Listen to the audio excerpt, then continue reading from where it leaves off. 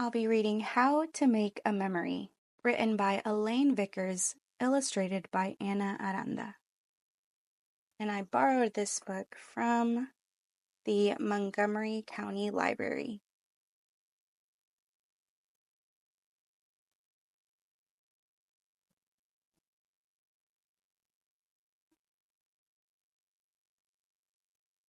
Life is a little like the world itself, always spinning along, always moving forward.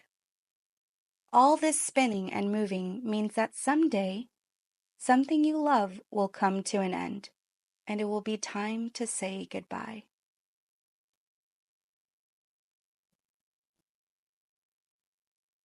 When that happens, you will have an important job to do.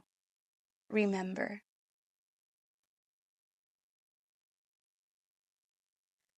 To remember means to keep something in your mind, to hold it safe in your memory, like a small smooth egg in your hand.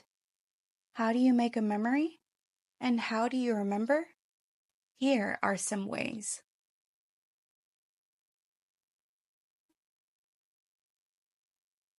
Take a picture. If you don't have a camera, you can draw it. If you don't have paper, here's a trick. You can take a picture just by blinking. All you have to do is close your eyes at just the right moment to save it straight to your memory.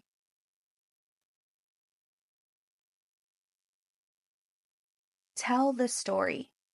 You can write it down or say it out loud.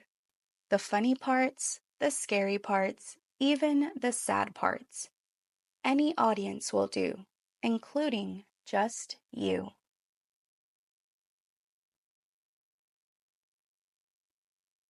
Sometimes you will remember without even trying.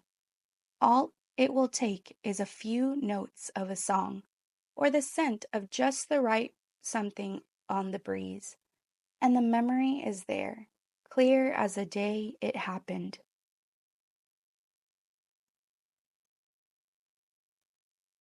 Sometimes your body keeps the memory for you.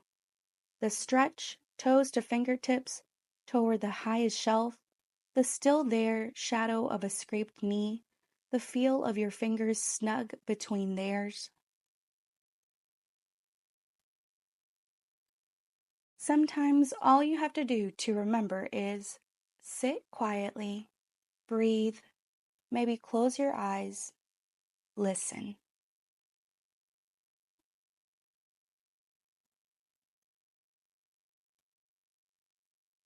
And the memory comes back, all at once, or sneaking up beside you, warming you like sunshine, soothing you like gently falling snow.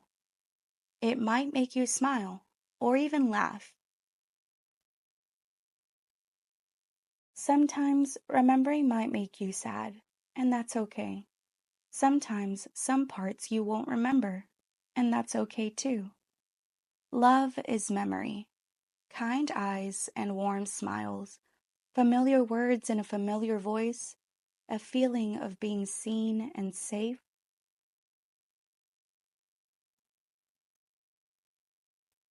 When you are ready, take all the memories, the pictures and stories, and all the rest, and imagine them there inside you, making you, you.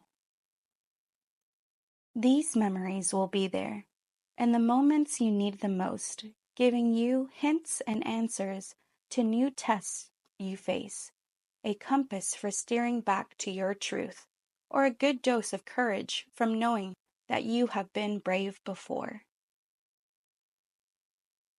With your mind full of memories, you are ready to go out into the world, smart and true and brave and loved, making new memories, making you even more you. Sometimes the best way to remember doesn't feel like remembering at all, but more like spinning along, moving forward.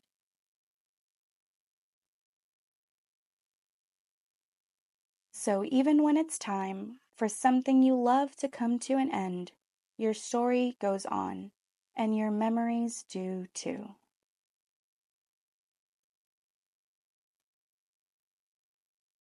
Remember,